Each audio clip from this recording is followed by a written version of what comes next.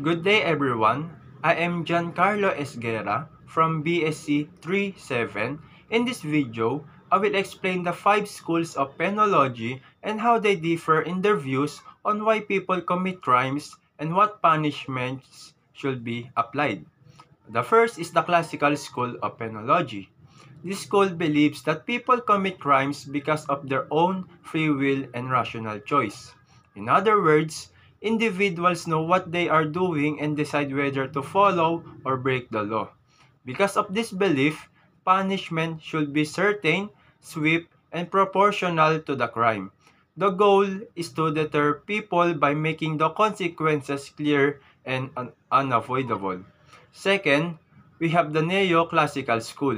This school agrees that people act with free will, but it also recognizes circumstances that may reduce responsibility, such as age, mental condition, or special situations.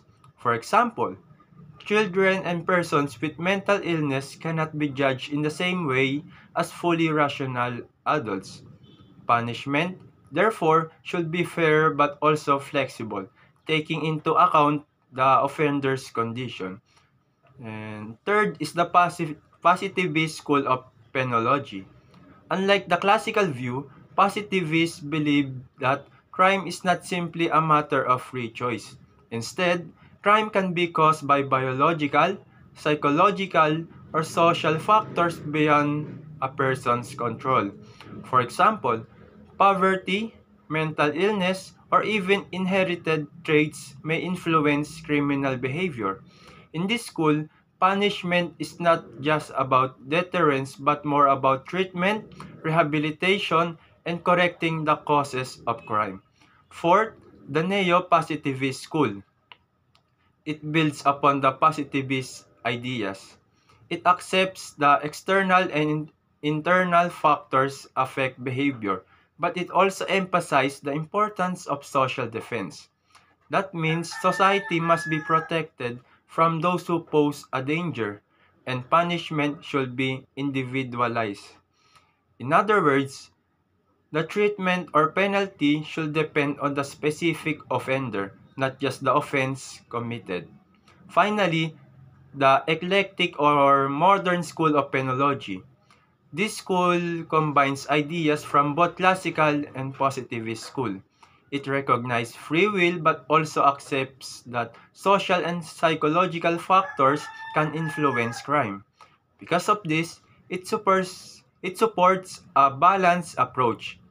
Punishment should aim not only to deter and protect society but also to rehabilitate offenders and help them reintegrate into the community.